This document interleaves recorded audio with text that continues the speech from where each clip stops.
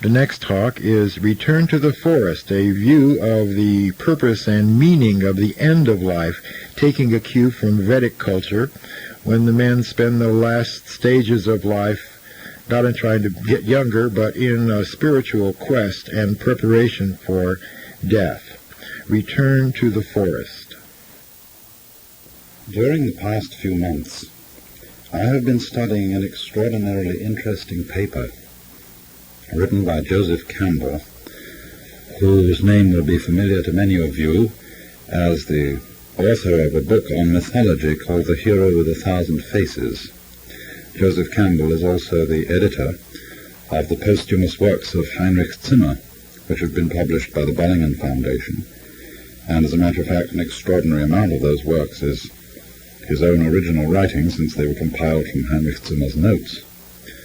But the particular paper I mention now was presented, I think, in 1957 in August at the Aranos conference in Ascona in Switzerland, a meeting of scholars and philosophers and psychologists and scientists which gathers every year under the auspices of a lady who has for a long time been interested in the work of C.G. Jung.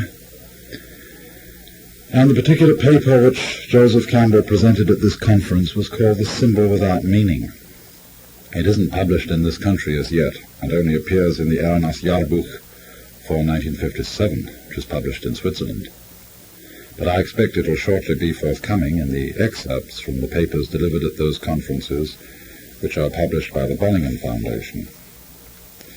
Now, this particular paper, The Symbol Without Meaning, is an exploration of an extraordinary phenomenon in the history of religions, which you might call the beginning, the development, and the dissolution of cosmologies, of great views of the world under religio-philosophical auspices, which are the, as it were, languages about the universe devised by various cultures.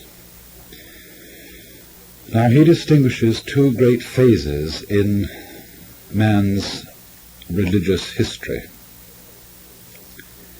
which he equates with two styles of culture which predate our own technological style of culture.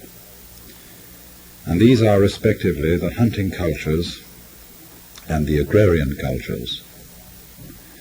And he points out that the kind of religion which is characteristic of a hunting culture is what now generally goes by the name of shamanism, although this particular word is distinctive of Mongolian styles of so-called primitive religion.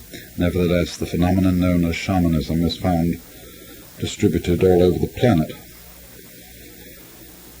Shamanism is characterized by the fact that it's a very individualistic type of religiousness. That is to say, the religious experience of the shaman is not something which he gets from an authoritative priesthood. It's not something handed down from generation to generation, for which he goes to a human teacher. The shaman is a solitary medicine man of power, who invariably has to find his experience for himself. Usually it is by going alone into the dangers of the forests or jungles, or holding himself up for some days in his own hut and undergoing some kind of ordeal, not necessarily on the physical level so much as on the psychic level, going through an adventure in the psychic world, the world of spirits. And when he comes through the ordeal, he comes out an initiate of power. The reason why one must attach so much importance to the individual character of this experience is that it goes along with the general style of a hunting culture in which every individual man contains the whole culture. That is to say, it's not the kind of culture in which specialized functions are needed. in which there is a division of labor.